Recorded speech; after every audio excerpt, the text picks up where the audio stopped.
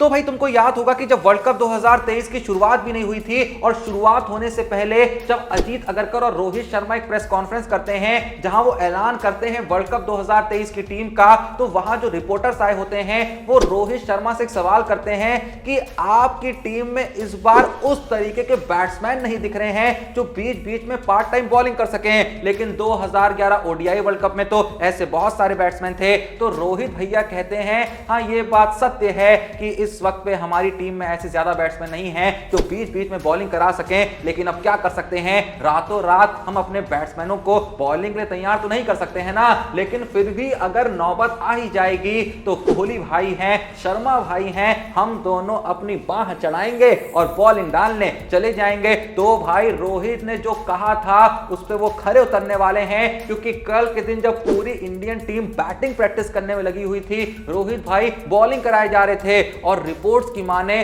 तो रोहित शर्मा ने 1 घंटे से ज्यादा नेट्स पे बॉलिंग कराई है। रोहित भाई ये किस लाइन में आ गया? यकीन नहीं आ रहा, किसी को भी यकीन नहीं होगा।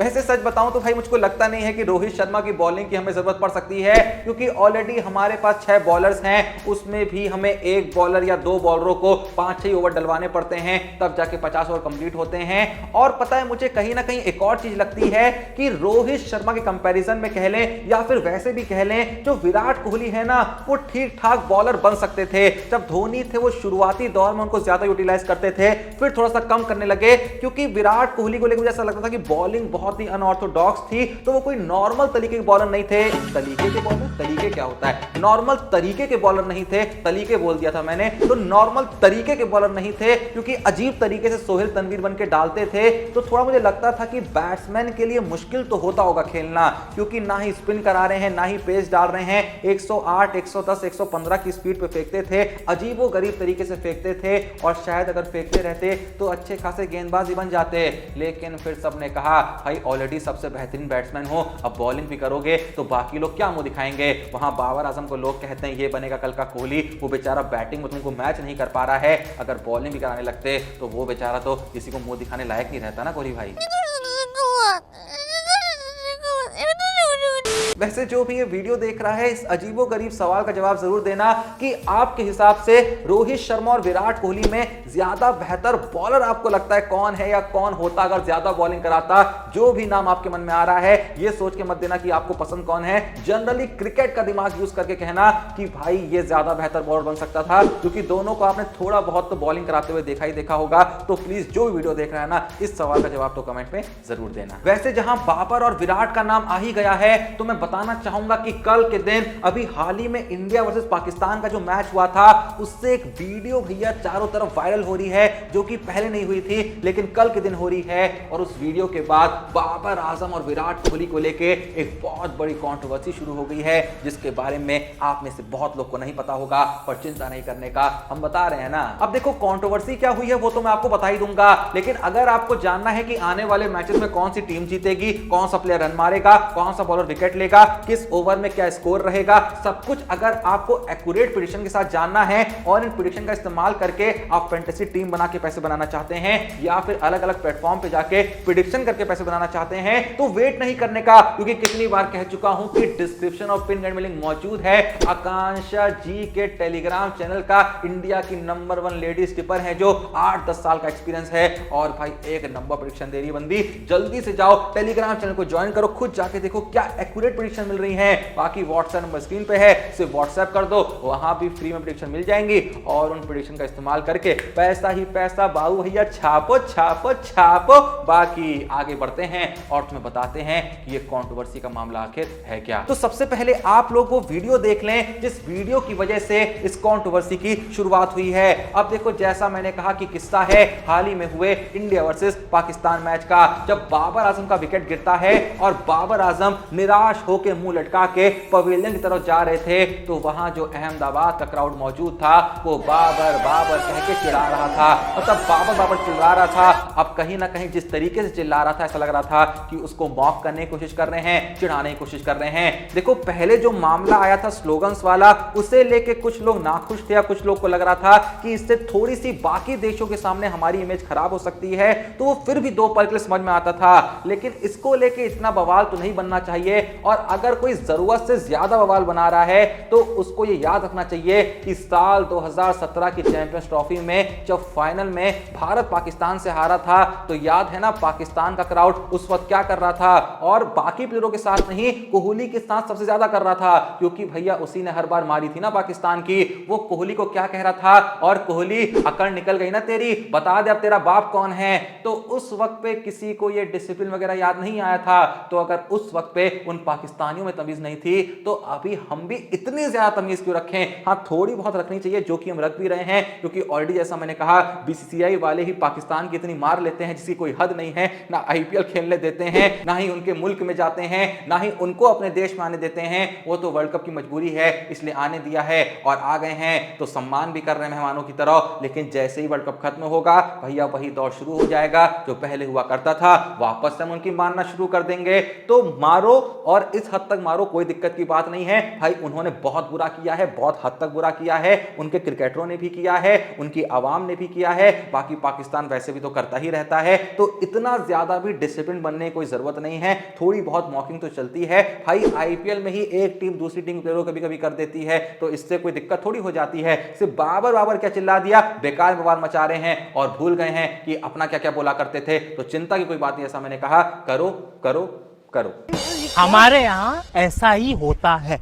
चलो अब जब वीडियो की बात हो गई है तो आ जाते हैं एक फोटो के ऊपर। तुमको याद होगा वर्ल्ड कप 2023 शुरू होने से पहले जब सारे ही देशों के कप्तान आपस में मिले थे तो एक सीन देखने को मिला था जहां बहुत ही टिकटॉक वाला मामला चल रहा था। जब सारे ही कैप्टन ऐसे करके कुछ इशारा कर रहे थे कैमरे की तरफ, पता नहीं इंटरनेशनल लेवल के क्रिकेटरों से और इंटरनेशनल टीम के कैप्टनों से ये सब क्यों करवाया जा रहा था। लेकिन अब जब कर दिया था तो कर दिया था। पर क्या तुमको पता है कि उस फोटो शूट के दौरान बवूमा और बटलर के पीछे अगर आप देखें जो दो बंदे खड़े थे, ये असल में बटलर और बवूमा को भी नहीं पता था कि ये वही बंदे हैं जो आने वाले वर्ल्ड कप 2023 में इनकी बुरे तरीके से मारने वाले हैं। क्योंकि भाई पहले जैसा कि आपको पता ही है अफगानिस्तान ने इंग्लैंड की मान ली थी और कल के दिन नीदरलैंड ने साउथ अफ्रीका की मान ली। पर देखो भाई जहां कल के दिन साउथ अफ्रीका मैच जरूर हार गया, लेकिन साउथ अफ्रीका के ही एक प्लेयर थे केशव महाराज जिन्होंने पूरे इंडिया का दिल जीत लिया। जी हां, साउथ अफ्रीका का नहीं या किसी और देश का नहीं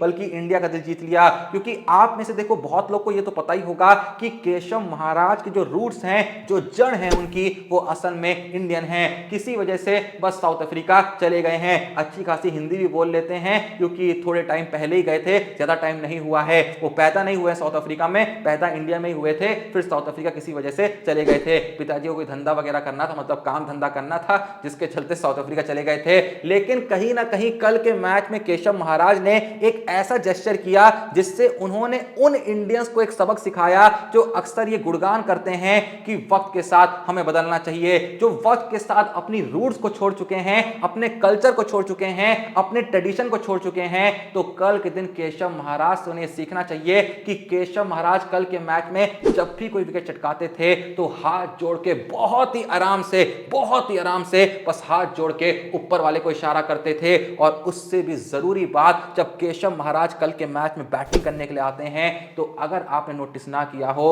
उनके बैट में एक लोगो बना हुआ था और वो लोगो किस चीज का था? ओम का। आप लोगों का केशव महाराज के इस जेस्चर के बारे में क्या कहना है कमेंट में जरूर बताइएगा। अब देखो कल के दिन केशव महाराज का जेस्चर तो हमें अच्छा लगा, लेकिन धोनी भाई का कल के दिन जो जेस्चर देखने को मिला ना वो बिल्कुल भी अच्छा नहीं लगा। क्योंकि कल के दिन धोनी भाई किसके साथ फोटो खिंचा रहे थे? एमसी स्टैन के साथ। इतने ऐसे भी क्या मतलब बुरे दिन आ गए हैं कि इनके साथ फोटो खिंचानी पड़ रही है। लेकिन कल के ही दिन एमएस धोनी की एक और फोटो सामने आती है जिसे देख के वापस से अच्छा लगने लगा था। जो थोड़ा सा मूड खराब हुआ था ना पहले वाली फोटो देख के, वो वापस से सुधर गया था। क्योंकि कल के दिन धोनी भाई एक फैन के साथ फोटो खिंचाते हैं और वो फैन जैसे ही धोनी भाई के साथ पहुंचता है फोटो खिंचाने के लिए सबसे पहले उनके चरणों में गिर जाता है। बस यही सम्मान है, यही पागलपन है जो धोनी ने कमाया है, जो शायद किसी और के लिए कमाना बहुत मुश्किल होगा। क्योंकि धोनी ने जो कमाया है ना वो असल में उनके स्टैट्स से कोई लेना देना नहीं है, किसी और चीज से लेना देना नहीं है। वो धोनी बस धोनी ने कमा रखा है, वो धोनी के अंदर है। वो क्या है उसको डिस्क्राइब नहीं करा जा सकता। लोगों के अंदर इतना पागलपन क्यों है उस बंदे के लिए कि देखते ऐसा लगता है कि भाई इसके नतमस्तक हो जाओ।